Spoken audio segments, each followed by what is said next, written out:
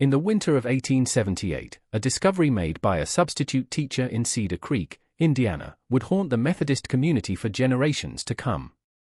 From the town's most beloved Sunday school program, 50 children had vanished over a 2-year period. These were children whose names appeared in the attendance records, yet whose families seemed to have forgotten they ever walked the earth. What she found concealed beneath the church floorboards would reveal a horror so systematic that local authorities suppressed the evidence for decades. Tonight, we pull back the curtain on Cedar Creek's most protected secret. Before we continue with the story of Margaret Wilson and the children who placed their trust in her, a warning: this channel isn't for everyone. It is only for those with the courage to confront the darkest corners of America's religious history. If you're prepared to hear the stories few channels dare to tell, hit that subscribe button and let me know in the comments what state you're listening from. Do you have the courage to discover what truly happened in that Methodist church basement? The ensuing investigation would expose not merely individual evil, but an entire community's willingness to look away from inconvenient truths, and a criminal network that had been operating across the Midwest for more than a decade. In the heart of Indiana's coal country, Cedar Creek lay, a place where Methodist faith ran as deep as the mine shafts honeycombing the earth below. By 1876, nearly 3,000 souls called the town home, most of them God-fearing families drawn by the promise of steady work in the expanding rail yards and coal operations that connected Indiana's resources to Chicago's hungry markets. Reaching Cedar Creek in 1871, the Baltimore and Ohio Railroad had transformed a sleepy farming community into a bustling hub of commerce and industry. This rapid growth brought challenges that tested the very fabric of traditional rural life.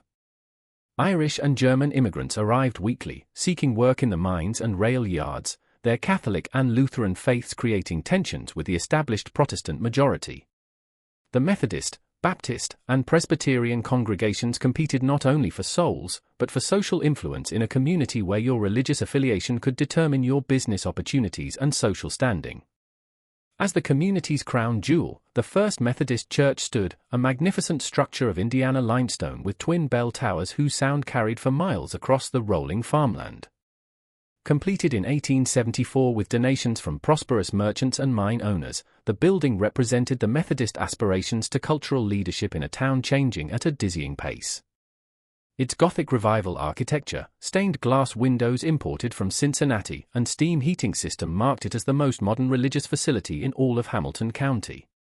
Sunday mornings in Cedar Creek meant packed pews and children's voices raised in hymn.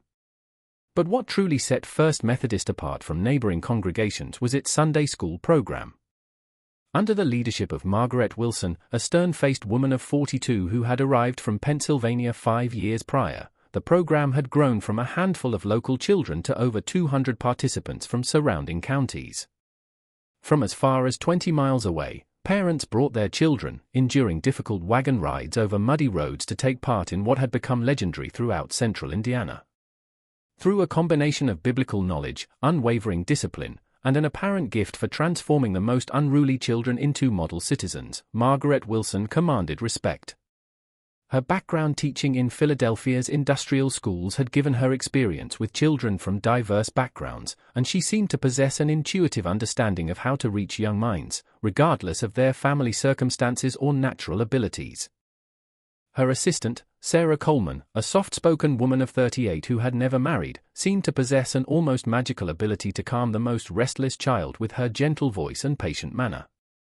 Sarah had joined the program 2 years after Margaret's arrival, coming from a Methodist mission in Cincinnati where she had worked with orphan children.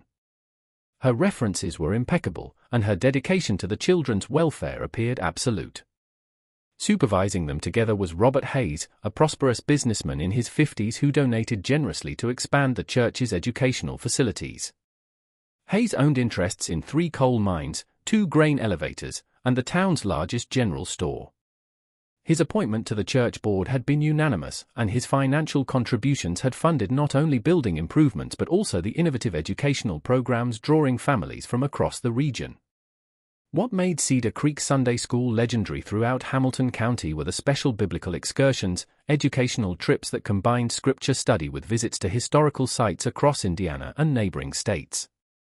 These were not simple afternoon outings, but elaborate week-long journeys that promised to bring Bible stories to life through visits to museums, historical churches, archaeological sites, and even meetings with prominent Methodist educators and missionaries.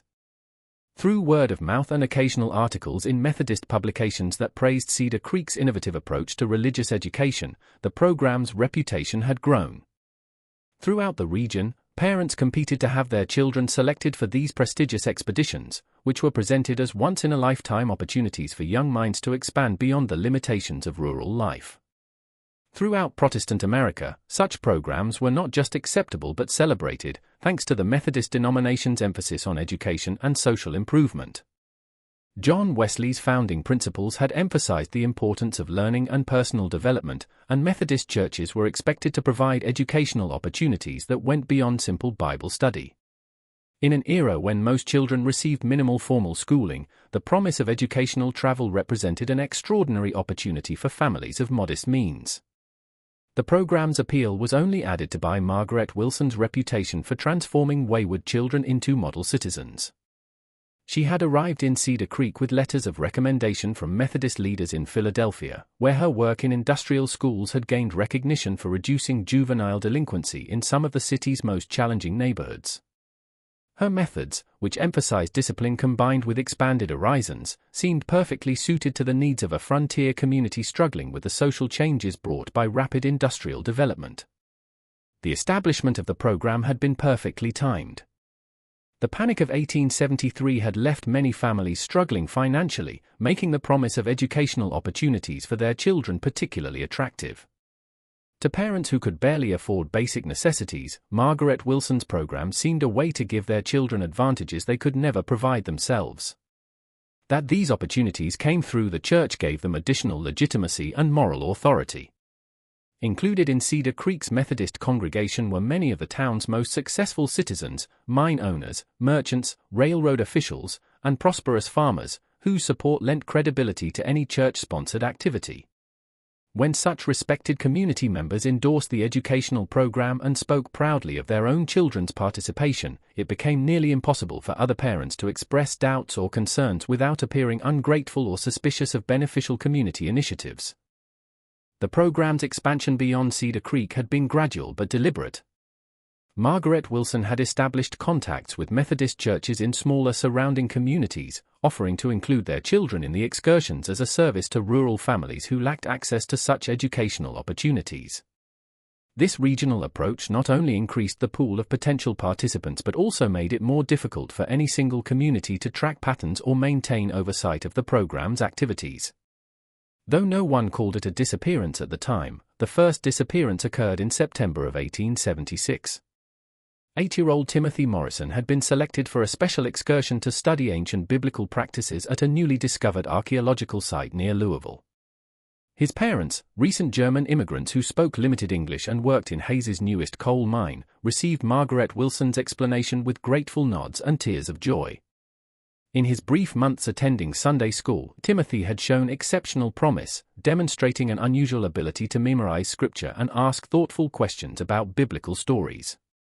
Margaret Wilson explained that his intellectual gifts had come to the attention of a Methodist family in Kentucky who specialized in biblical archaeology and ancient studies.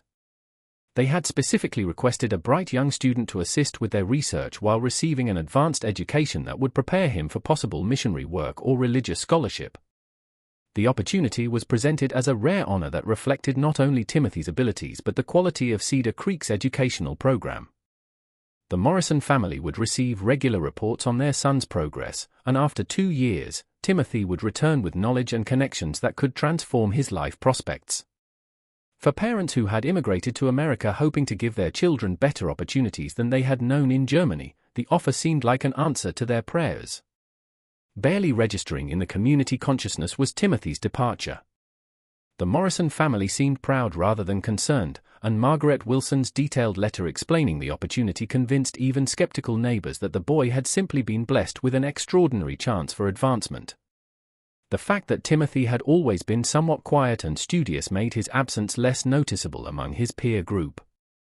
2 weeks later, 10-year-old Mary Catherine Phillips joined an excursion focused on missionary work among distant communities. Her widowed mother, who struggled to support 3 children on the small income from taking in laundry, received assurances that Mary Catherine would be learning valuable skills while helping to establish Sunday schools in newly settled territories.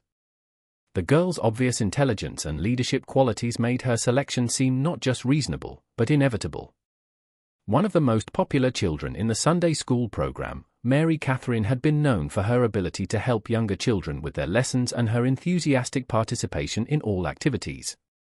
Margaret Wilson explained that a Methodist mission organization in Illinois had specifically requested a capable young girl to assist with their work among families moving west. Mary Catherine would receive training in teaching methods while helping to spread Methodist education to frontier communities that lacked established churches. Accompanying the promise of regular correspondence and eventual return was the suggestion that Mary Catherine's experience could lead to a position as a professional teacher or missionary, careers that would provide financial security and social respectability far beyond what her current circumstances might offer. For a widow facing an uncertain future, the opportunity seemed like divine providence.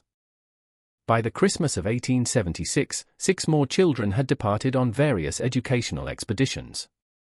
Each departure followed the same careful pattern, selection based on demonstrated merit, detailed explanations of educational opportunities, promises of correspondence that somehow never quite materialized, and reassurances that any lack of communication simply reflected the children's deep immersion in their studies. A calculated methodology that had nothing to do with educational merit or spiritual development was what made this systematic disappearance possible. The genius of Margaret Wilson's system lay in its exploitation of parental aspirations and social expectations. In a community where educational opportunity was scarce and upward mobility rare, the chance for a child to advance through church connections represented a family's greatest hope. To question such opportunities would have seemed not just ungrateful, but potentially damaging to other children's prospects within the program. As Ellen Hartwell would later discover, the selection of children for the excursions followed a calculated methodology that had nothing to do with educational merit or spiritual development. Margaret Wilson and Sarah Coleman had developed a systematic approach to identifying the most vulnerable and valuable candidates for their criminal enterprise. Their primary criteria focused on family circumstances that would make disappearances less likely to trigger immediate investigation. Children from immigrant families were preferred because language barriers and cultural differences made parents less likely to question authority figures or navigate complex inquiries about their children's whereabouts. Particularly valuable were recent arrivals to the community because they lacked established social networks that might notice and investigate unexplained absences. A crucial role in the selection process was played by economic desperation. Families struggling financially were more likely to be grateful for opportunities and less likely to ask difficult questions that might jeopardize their children's apparent good fortune. Widowed mothers, large families with limited resources, and parents working in dangerous occupations that could leave children orphaned at any time were all considered ideal candidates. The children themselves were evaluated based on their potential market value in the criminal networks Margaret Wilson had cultivated over years of careful development. Younger boys with strong builds were destined for industrial work in factories and mines where their small size and developing strength could be exploited without immediate health consequences. Premium prices were commanded by older girls with pleasant appearances and basic education in domestic service markets that Ellen would later learn extended far beyond legitimate household employment. In some cases, intelligence was actually considered a liability, as brighter children were more likely to resist indoctrination, attempt escape, or find ways to communicate with their families. Margaret Wilson preferred children who were bright enough to be valuable, but compliant enough to be manageable. An excellent laboratory for observing children's personalities and identifying those most suitable for different types of exploitation was provided by the Sunday school program. Proving crucial in this evaluation process was Sarah Coleman's role. Her gentle manner and obvious affection for the children gave her access to intimate details about their fears, hopes, and family relationships. She would spend hours in private conversation with potential candidates, ostensibly providing pastoral care and educational guidance, but actually gathering intelligence that would determine their ultimate fate. A significant expansion in the scope of the operation was marked by the winter of 1876–77. Margaret Wilson had established connections with similar programs in Methodist churches throughout Indiana, Ohio, and Illinois, creating a regional network that could move children across state lines and make tracking infinitely more difficult. This expansion had been carefully planned to coincide with increased railroad connectivity that made long-distance travel both easier and less conspicuous. In facilitating this expansion, Robert Hayes's business connections proved invaluable. His involvement in railroad shipping and grain trading had given him contacts throughout the Midwest, many of whom were willing to assist with discreet transportation arrangements in exchange for favorable business terms.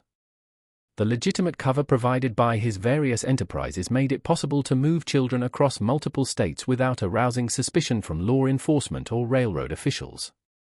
All expectations had been exceeded by the financial returns from the operation, generating enough revenue to fund significant expansions of the church's facilities and educational programs.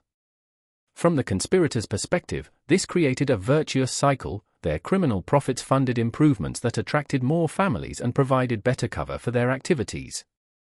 Their operations were facilitated by the new church basement facilities funded by Hayes's donations, which included private rooms and storage areas.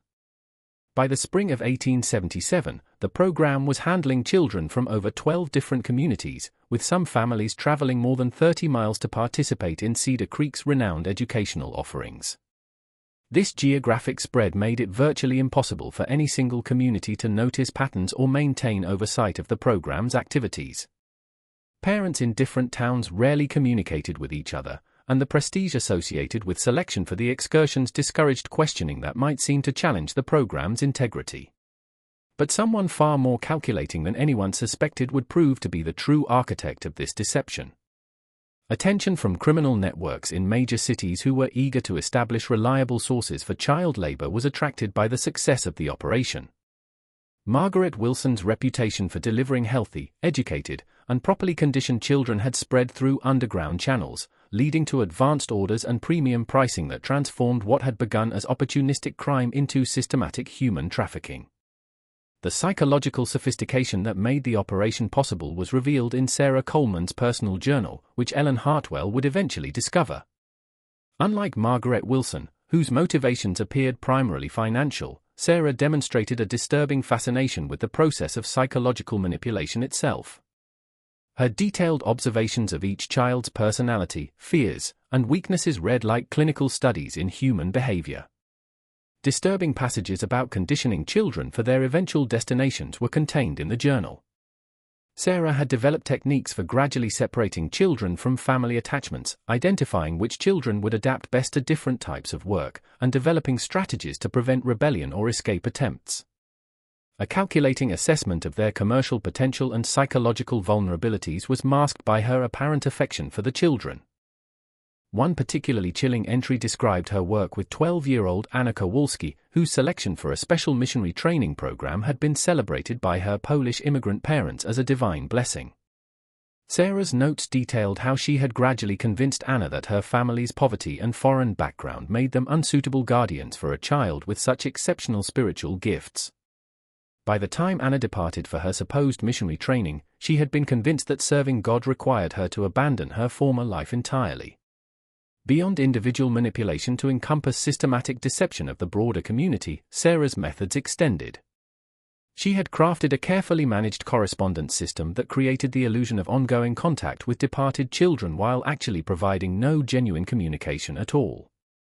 Parents received periodic updates, written in Sarah's hand but supposedly dictated by their children, describing progress in their studies and expressing gratitude for the opportunities they were receiving. Multiple purposes were served by these fabricated letters. They reassured parents and prevented persistent inquiries that might lead to investigation. They provided seemingly innocent explanations for the children's continued absence and apparent reluctance to return home. Most importantly, they created a paper trail that could be used to justify the program's activities if questions were ever raised by outside authorities.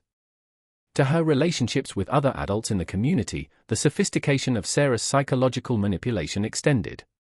She had identified key individuals whose support was crucial for maintaining the program's reputation and had developed specific strategies for managing each relationship.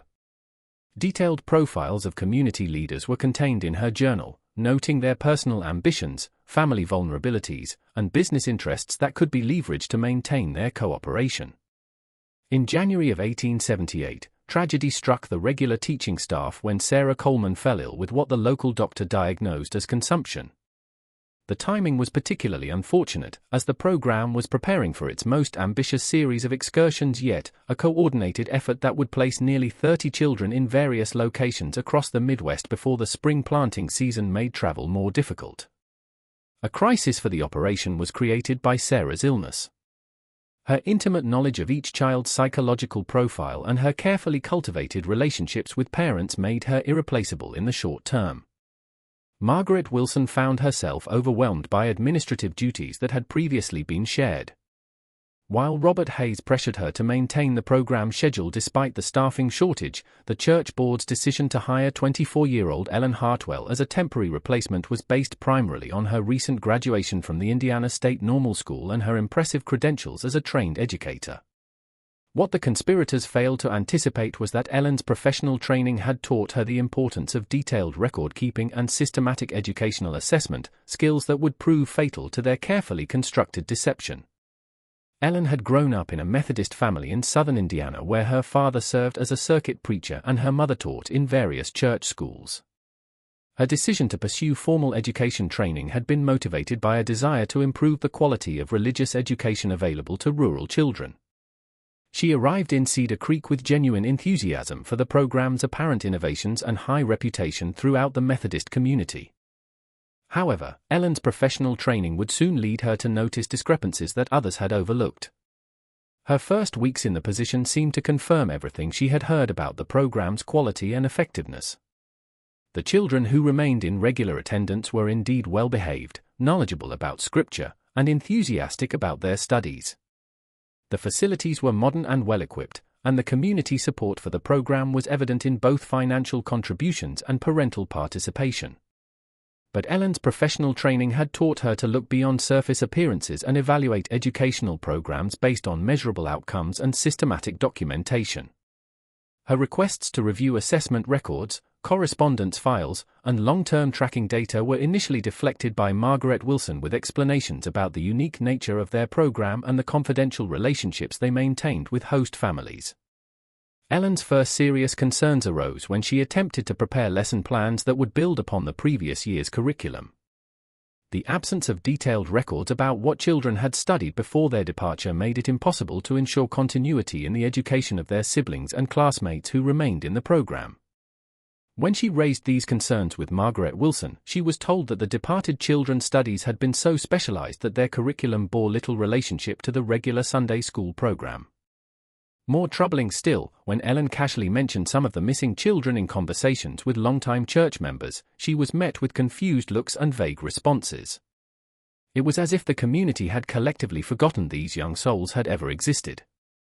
Parents who had once proudly spoken of their children's educational opportunities now seemed reluctant to discuss the subject at all, changing the conversation when Ellen attempted to ask about letters or updates from their absent children.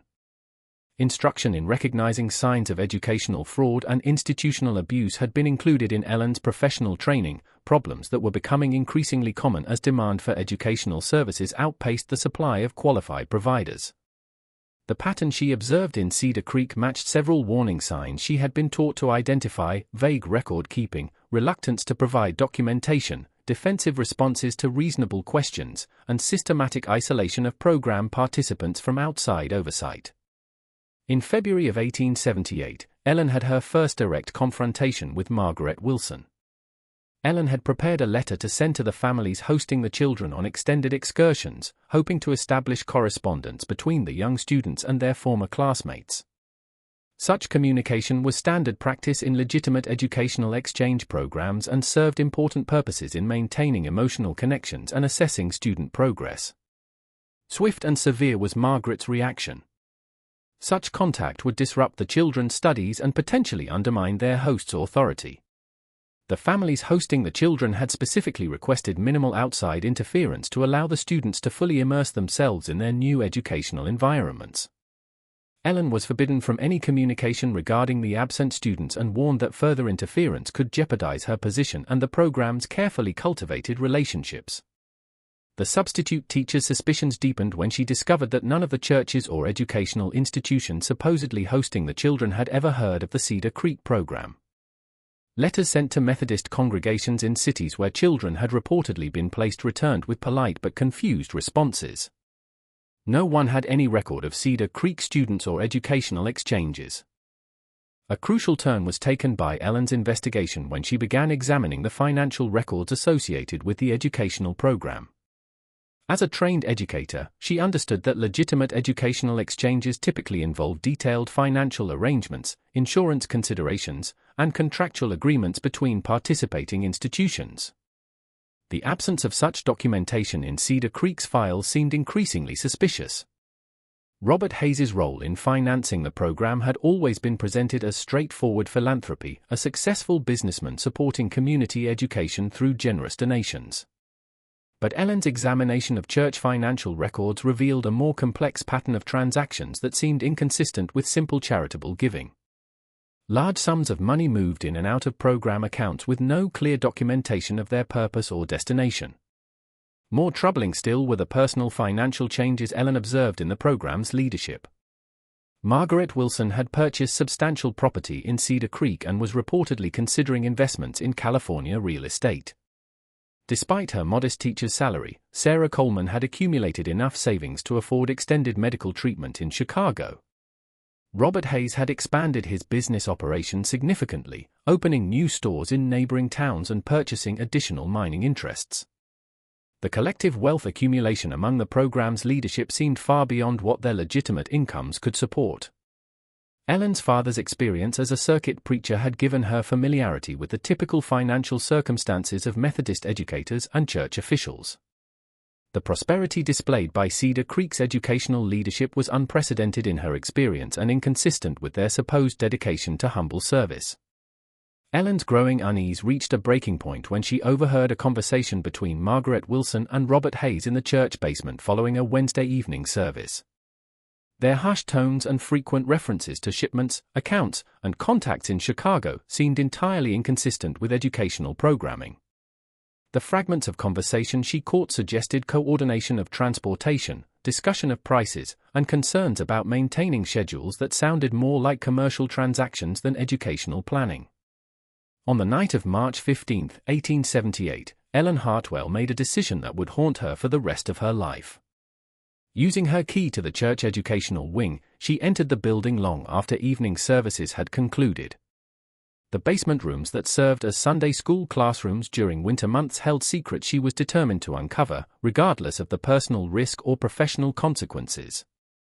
At night, the church basement was a maze of shadows and strange sounds. The building's steam heating system created mysterious noises, and the winter wind rattled windows and doors throughout the structure. Ellen's single oil lamp provided barely enough light to navigate the familiar classrooms that seemed transformed and threatening in the darkness. Her hands shook as she began her systematic search of Margaret Wilson's private office. What she found beneath a loose floorboard in Margaret Wilson's private office defied every assumption about the woman's character and motives. A leather-bound ledger contained meticulous records spanning 2 full years. But these weren't educational records. They were business transactions documented with the precision of a commercial enterprise and the cold calculation of systematic exploitation. Each missing child was listed with their age, physical description, family background, and what Ellen gradually realized were sales prices. Timothy Morrison, age 8, sturdy build, docile temperament, German family, limited English, had been sold for $85 to what the ledger cryptically referred to as Chicago textile interests. Mary Catherine Phillips, described as age 10, intelligent, leadership qualities, widowed mother, financially desperate, commanded $120 from Louisville Domestic Services. The entries grew more horrific as Ellen read deeper into the ledger. Children were categorized by their perceived value in different markets. Younger boys went to factories and mines where their small size and developing strength could be exploited. Older girls to domestic service that Ellen feared meant something far worse than legitimate housework. The ledger contained addresses in Chicago, Louisville, Cincinnati, and St. Louis, along with coded references to contacts who could arrange transportation and provide documentation. Most chilling of all were the financial summaries. Over 2 years, Margaret Wilson, Sarah Coleman, and Robert Hayes had generated over $4,000 in documented revenue from the systematic sale of children, more money than most Cedar Creek families would see in a lifetime. Additional notation suggested this represented only the recorded transactions, with hints of off-books arrangements that could have doubled or tripled their actual profits. An even darker picture of the operation's scope and sophistication was painted by the additional evidence the basement yielded.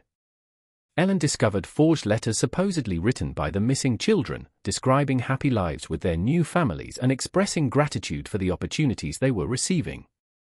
These carefully crafted deceptions had been shown to any parent who became too persistent in their inquiries about their children's welfare. The handwriting was consistent across all the letters, clearly the work of one person creating fictional accounts of children's well-being. The content followed similar patterns, emphasizing how much the children were learning, how grateful they were for their opportunities, and how important it was that they focus on their studies without distractions from their previous lives. Several letters specifically discouraged parents from attempting to visit or maintain regular correspondence.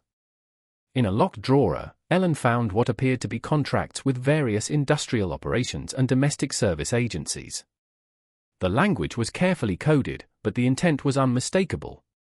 These were purchase agreements for child labor arranged through a network of accomplices who had turned human trafficking into a profitable business model. The contract specified delivery dates, payment terms, and even return policies for children who proved unsuitable for their intended work. The most damning evidence came in the form of correspondence between Margaret Wilson and her contacts in major cities.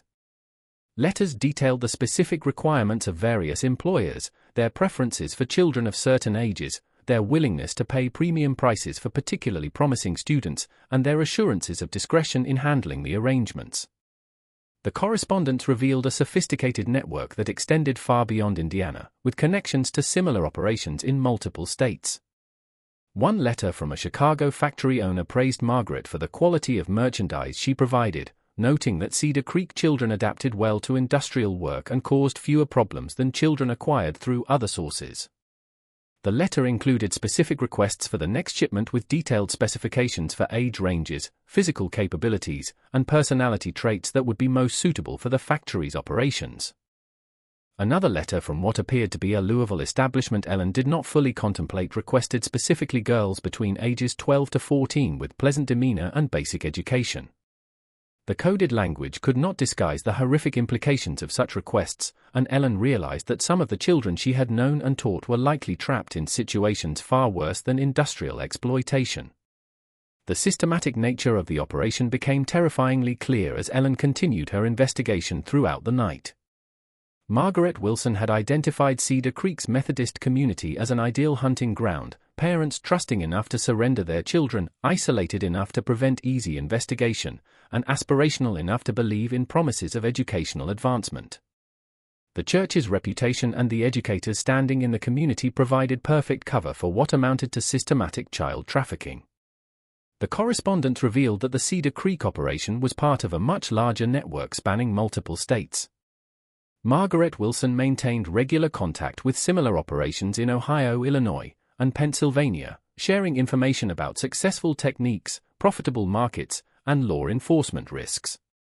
The network had evolved into a sophisticated criminal enterprise with specialized roles, established transportation routes, and coordinated timing that maximized profits while minimizing risks. Regional coordination allowed the network to respond quickly to market demands and law enforcement pressures. If investigations threatened one location, children could be rapidly moved to other parts of the network until the danger passed. The correspondence showed that Cedar Creek had served as a temporary refuge for children from operations that had been compromised in other states, while also sending its own victims to safer locations when local pressures increased. But perhaps most horrifying was the discovery of Sarah Coleman's personal journal hidden behind a false wall in the basement storage room. The gentle woman who had seemed so genuinely caring revealed herself as the operation's psychological architect, whose detailed observations of each child's personality, fears, and weaknesses had been used to determine their market value and appropriate placement. Disturbing passages about methodically breaking down children's resistance and family attachments were contained in Sarah's journal. she had developed specific techniques for different types of children: how to convince intelligent children that compliance was their only option, how to use religious instruction to create guilt and submission, and how to identify and exploit each child's deepest fears to ensure cooperation during the transition to their new circumstances.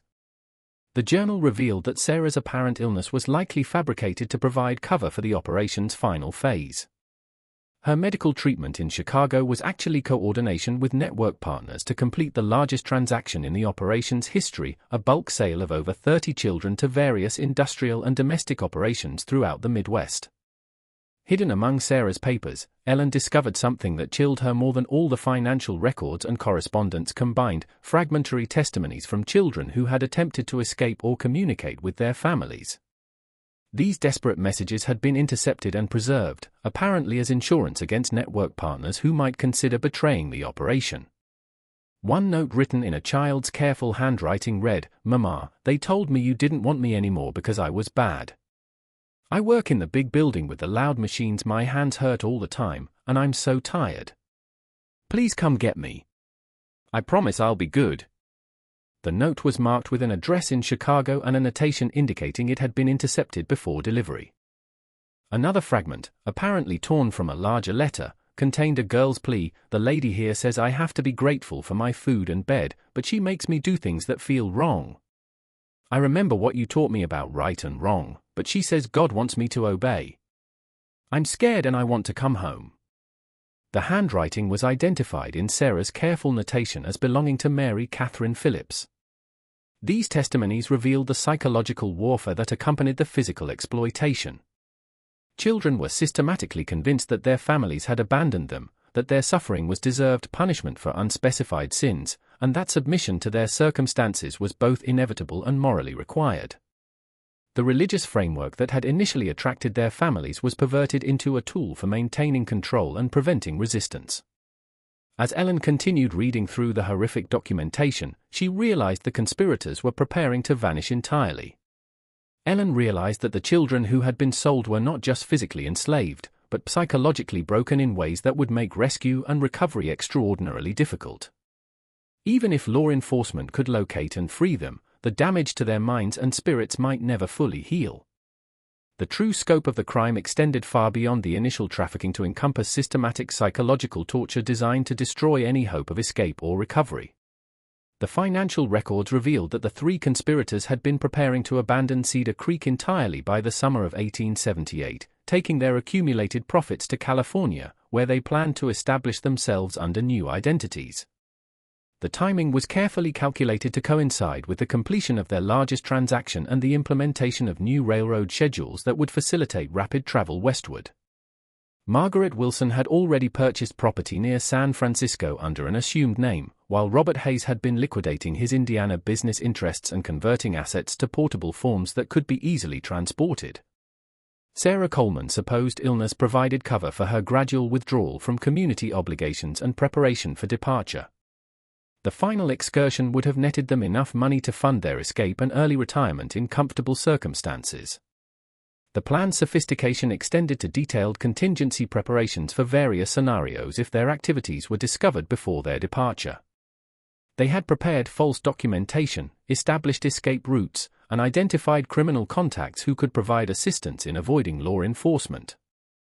The correspondence showed they had even considered eliminating potential witnesses who might threaten their escape. The urgency of her situation was revealed by Ellen's discovery of these escape plans. The conspirators were not planning a gradual withdrawal, but a rapid abandonment that would leave their victims with no hope of rescue and no possibility of justice. The 23 children scheduled for the upcoming excursion were not just facing exploitation, but potential disappearance into a criminal network that spanned the continent. The realization that she was probably the only person who knew the truth and had access to evidence created a terrible burden of responsibility. Any delay in acting could result in the permanent loss of nearly 24 more children, while premature action might allow the conspirators to escape justice and continue their operations elsewhere. Ellen faced an impossible choice between children's immediate safety and the broader goal of exposing the entire network. Ellen's discovery of the evidence coincided with Margaret Wilson's announcement of the most ambitious excursion yet, a month-long trip to historical biblical sites that would take 23 children as far as Philadelphia and possibly Boston. The timing was no coincidence. Ellen realized this represented the operation's final harvest before the conspirators disappeared with their accumulated profits. The substitute teacher faced an impossible choice. Local law enforcement included several men who owed their positions to Robert Hayes's political influence, and the Methodist Church hierarchy had invested considerable prestige in Cedar Creek's acclaimed educational program. Any accusation against such respected community figures would be met with skepticism at best and more likely with charges of slander that could destroy her career and credibility. The children selected for the upcoming excursion represented a cross-section of the community's most vulnerable families. Ellen recognized names she had come to know during her months in Cedar Creek, bright, trusting students who had grown to love their classes and looked forward to what they believed would be the adventure of their lifetimes. She could not allow 23 more children to disappear into the nightmare she had uncovered. The decision to act came when Ellen realized that Sarah Coleman's supposed departure for medical treatment in Chicago was actually the beginning of the operation's final phase. The timing of her illness corresponded exactly with the preparation for the largest transaction in the network's history. If Ellen waited for more evidence or attempted to work through official channels, it would be too late to prevent the systematic destruction of an entire generation of Cedar Creek's children. On March 28, 1878, Ellen Hartwell broke into the church basement one final time, not to gather evidence, but to steal it. She took the ledger, the correspondence, Sarah Coleman's journal, and every document that could prove the conspiracy's existence and scope. She knew that their disappearance would alert the conspirators to her discovery, but she hoped that documented proof would force authorities to act before the final excursion could depart. Her timing proved both fortunate and tragic. Margaret Wilson's immediate response to the missing evidence was to accelerate the final excursion, moving the departure date up by a full week and changing the announced destination to confuse any potential investigation. But Ellen's desperate nighttime ride to the county seat in Noblesville, where she presented her evidence to Circuit Judge William Marshall, set in motion events that would finally bring justice to Cedar Creek. Judge Marshall's examination of Ellen's evidence left no room for doubt about the conspiracy's scope and horror. More importantly, his immediate telegrams to law enforcement in Chicago, Louisville, and other cities resulted in coordinated raids that rescued 11 children before they could be permanently lost in the urban underworld. The rescue operations revealed that the network extended even further than Ellen's evidence had suggested, with connections to criminal organizations throughout the Midwest and beyond. The arrest of Margaret Wilson, Sarah Coleman, and Robert Hayes on March 30, 1878, sent shockwaves through Cedar Creek's Methodist community. The three conspirators were taken into custody as they attempted to board a westbound train with substantial amounts of cash and forged travel documents. Their capture revealed the final pieces of a puzzle that had taken Ellen months to assemble. But the deeper horror came with the realization that an entire town had somehow failed to notice the systematic disappearance of 50 children over 2 years. The subsequent investigation revealed the psychological manipulation that had made such massive deception possible. Parents had been carefully selected for their circumstances: recent immigrants, widows, families struggling financially, people who would be grateful for opportunities and reluctant to ask difficult questions. The gradual nature of the disappearances had prevented any single dramatic event that might have triggered community alarm. Detective Samuel Morrison of the Indiana State Police, who led the investigation following the arrests, discovered that the conspirators had exploited fundamental aspects of human psychology and social organization. People naturally avoided discussing painful subjects like missing children, especially when presented with reasonable explanations for their absence. The community had collectively participated in a form of willful blindness that allowed the crime to continue undetected. More disturbing still was the revelation that several community members had harbored private suspicions but had chosen to remain silent rather than challenge respected authority figures. The investigation uncovered at least 6 families who had noticed patterns or inconsistencies but had convinced themselves that their concerns were unfounded or inappropriate. The social pressure to maintain harmony and trust in church leadership had created an environment where even reasonable suspicions were suppressed. The Methodist Church hierarchy's response revealed institutional priorities that prioritized reputation over accountability. Rather than conducting a thorough investigation of how such crimes could have occurred under church auspices, denominational leaders focused on containing the scandal and minimizing damage to the church's public image. This institutional response created additional barriers to understanding the full scope of the conspiracy and prevented implementation of safeguards that might have protected other communities. Particularly valuable in understanding how the operation had maintained its cover for so long proved to be Sarah Coleman's journal. Her careful study of each family's dynamics had allowed the conspirators to craft perfectly targeted explanations for each child's departure. Parents with religious aspirations were told their children were pursuing advanced biblical studies. Families struggling economically were assured their children were gaining valuable job skills. Ambitious parents were convinced their children were making social connections that would benefit the entire family. The coordinated arrests across multiple states revealed that the Cedar Creek operation was just one node in a criminal network that had been operating across the Midwest for over a decade. Law enforcement agencies in Ohio, Illinois, Pennsylvania, and Missouri discovered similar operations using identical methods and often involving the same network of criminal contacts in major cities. The investigation revealed that Margaret Wilson's background in Philadelphia had provided the initial connections for establishing the trafficking network.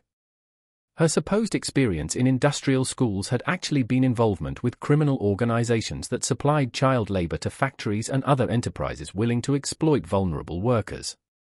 Her move to Cedar Creek had been a deliberate expansion of these operations into rural communities where oversight was minimal and trust was high. Crucial infrastructure for the network's operations had been provided by Robert Hayes's business connections. His involvement in railroad shipping and grain trading had given him legitimate reasons to travel frequently and maintain contacts throughout the region. His warehouses and transportation arrangements had been used to move children across state lines without arousing suspicion from law enforcement or transportation officials. The financial investigation revealed that the three conspirators had accumulated far more wealth than their documented transactions suggested. Hidden accounts, property purchases under false names, and complex financial arrangements indicated that the Cedar Creek operation had generated over $50,000 in profits, an enormous sum that placed the conspirators among the wealthiest individuals in Indiana. This financial success had funded the expansion of their operations and provided resources for corrupting officials and maintaining their cover. The network's reach extended beyond simple trafficking to encompass systematic corruption of law enforcement, political officials, and business leaders in multiple communities. The investigation discovered that substantial bribes had been paid to sheriffs, judges, and railroad officials to ensure cooperation and prevent investigation. This corruption had created a protective umbrella that allowed the network to operate with impunity for years. Of the 50 children who had disappeared from Cedar Creek, the coordinated rescue operations managed to locate and recover only 18. Most had been so thoroughly integrated into industrial operations or domestic service that identifying them proved nearly impossible. The psychological trauma they had endured left many unable to readjust to normal family life, creating a secondary tragedy that haunted Cedar Creek for generations. The systematic psychological warfare that had accompanied their physical exploitation was revealed by the rescued children's testimonies. They had been told that their families had sold them because they were unwanted burdens, that their suffering was punishment for unspecified sins, and that any attempt to escape or communicate with their former lives would result in severe consequences for both themselves and their families. Evidence of malnutrition, physical abuse, and exposure to dangerous working conditions that had caused permanent health problems was revealed by medical examinations of the recovered children. Several children showed signs of industrial accidents, missing fingers, respiratory problems from textile dust, and developmental delays from prolonged exposure to dangerous chemicals. The full scope of their physical suffering was matched by psychological damage that would require years of careful treatment to address. Perhaps most heartbreaking were the children who initially resisted rescue efforts, having been so thoroughly conditioned to believe that their circumstances were normal and deserved. Several children had to be gradually convinced that their rescuers were legitimate and that they would not be punished for accepting help. The depth of psychological manipulation they had experienced demonstrated the criminal sophistication of the network's operations. The investigation also revealed that at least 12 children had died while in the custody of their purchasers, victims of industrial accidents, disease, or abuse that would never be properly investigated or prosecuted. These deaths had been covered up through falsified records and corrupt officials who ensured that no inconvenient questions were asked about the fate of children who had supposedly never existed in official documentation. A sensation throughout Indiana and beyond became the trials of Margaret Wilson, Sarah Coleman, and Robert Hayes. The prosecution's presentation of evidence laid bare not just the scope of their crimes, but the vulnerability that had made Cedar Creek such perfect hunting grounds for criminal exploitation. The testimony of rescued children, presented with careful attention to their psychological fragility, provided devastating evidence of the conspiracy's impact. Margaret Wilson's defense attempted to portray her as a misguided idealist who had believed she was providing opportunities for disadvantaged children. This strategy collapsed when prosecutors presented evidence of her detailed financial records and correspondence with criminal contacts that demonstrated clear awareness of the illegal nature of her activities. Her final testimony revealed a calculating individual who had exploited religious faith and parental love for purely financial gain. More difficult to prosecute under existing legal frameworks proved to be Sarah Coleman's psychological manipulation. While her role in conditioning children and deceiving families was clearly documented, the subtle nature of psychological abuse was not well understood by legal authorities in 1878. Her defense argued that her care for the children had been genuine, even if misguided, but the evidence of systematic emotional manipulation ultimately convinced the jury of her criminal intent. Robert Hayes's trial focused on his role in financing and facilitating the operation. His attorneys argued that his business activities had been legitimate and that any involvement with the trafficking network had been unknowing. However, the financial evidence and correspondence demonstrated his central role in planning and executing the conspiracy. His conviction on multiple counts of conspiracy and trafficking resulted in the longest prison sentence of the three conspirators. The legal proceedings also revealed significant gaps in existing laws regarding child trafficking and exploitation. The prosecution had to rely on various fraud, kidnapping, and conspiracy statutes that were not specifically designed to address systematic trafficking operations.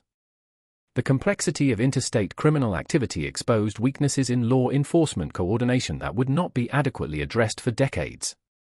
Institutional priorities that placed reputation management above accountability and victim support were revealed by the Methodist Church's response to the scandal.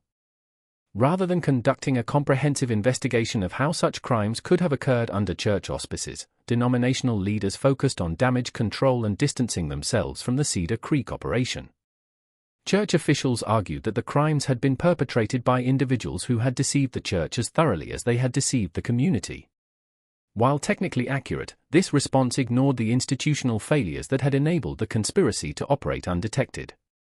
The lack of oversight, the absence of verification procedures for educational programs, and the culture of unquestioning trust in authority figures had all contributed to creating an environment where such crimes could flourish. Additional trauma for the affected community was created by the church's refusal to implement systematic reforms or provide support for victims' families. Parents who had lost children felt abandoned by the institution they had trusted with their most precious possessions. The lack of institutional accountability reinforced the sense that their children's suffering had been meaningless and that nothing had been learned from the tragedy. Equally significant were local law enforcement's failures. Sheriff Thomas Bradley's investigation revealed that multiple reports and concerns had been dismissed without proper investigation over the 2-year period of the conspiracy's operation. The combination of political corruption, professional incompetence, and social pressure to avoid challenging respected community figures had created a perfect environment for criminal exploitation. The railroad companies whose infrastructure had been used to transport children across state lines also escaped accountability for their role in enabling the conspiracy. While their employees' cooperation had been purchased through bribes rather than corporate policy, the lack of oversight and verification procedures for passenger transportation had facilitated the trafficking operation. No significant changes in transportation security or verification procedures resulted from the investigation. Ellen Hartwell's role in exposing the conspiracy made her a hero to some and a pariah to others within the Cedar Creek community.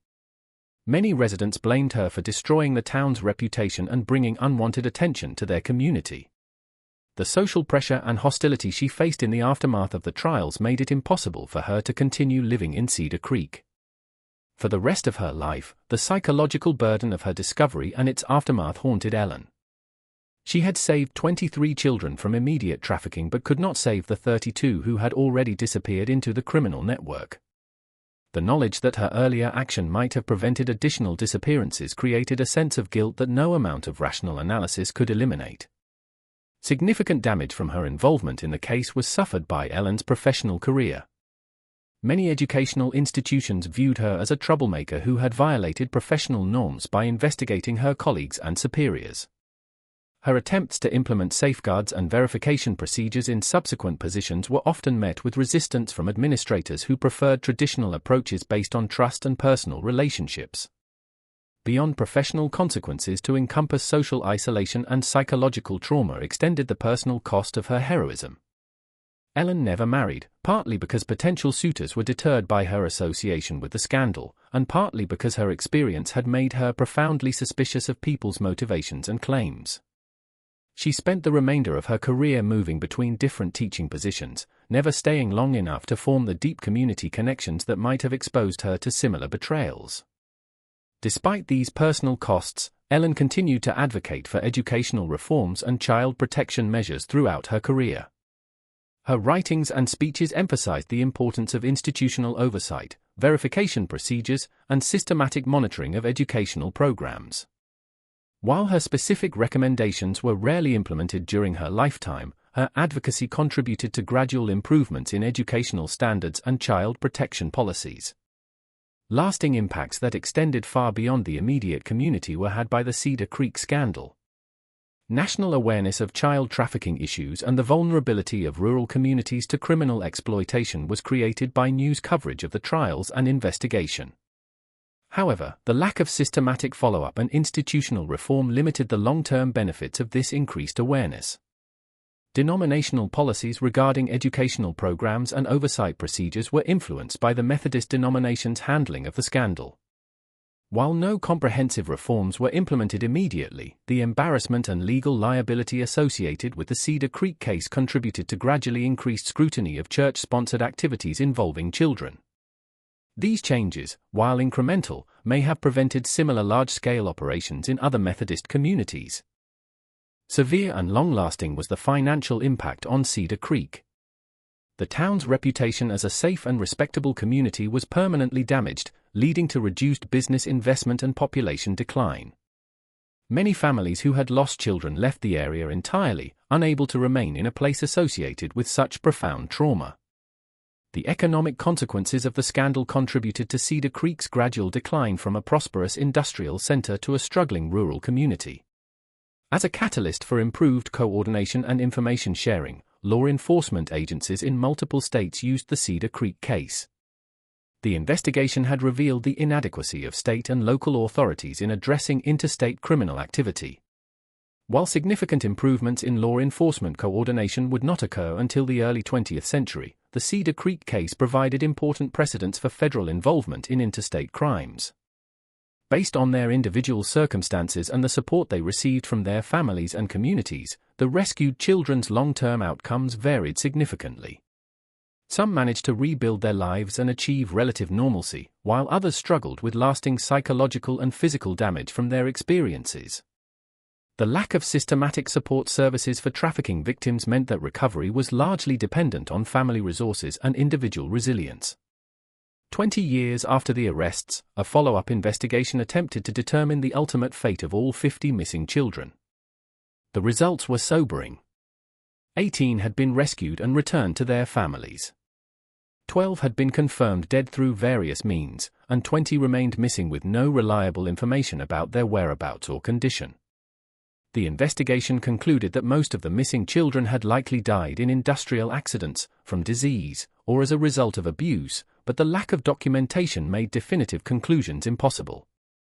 The financial investigation revealed that the conspirators' total profits from the operation had exceeded $75,000, an enormous sum that placed them among the wealthiest criminals in American history. Most of this money was never recovered, having been hidden in accounts and investments that could not be traced through the limited investigative techniques available in the 1870s. The victims' families received minimal compensation, and many remained in poverty for the rest of their lives. In prison in 1884, Margaret Wilson died, having served only 6 years of her 20-year sentence. Sarah Coleman was released in 1885 due to poor health and disappeared entirely, with no reliable records of her subsequent whereabouts or activities. Robert Hayes served 12 years and was released in 1890, eventually moving to California, where he lived under an assumed name until his death in 1903. Depending on their level of involvement and the effectiveness of local prosecution efforts, the network's other participants faced varying fates. Some escaped justice entirely by fleeing to territories where law enforcement was minimal, while others received light sentences that reflected the limited understanding of trafficking crimes at the time. The lack of coordination between different jurisdictions meant that the full scope of the network was never completely mapped or dismantled. More than a century has passed since these events unfolded, yet the lessons of Cedar Creek remain painfully relevant to our modern world. The Cedar Creek case demonstrates how easily trusted institutions can become vehicles for systematic evil when adequate oversight and accountability measures are absent. The conspirators' success depended not on elaborate deception, but on exploiting natural human tendencies to trust authority figures and avoid confronting uncomfortable truths.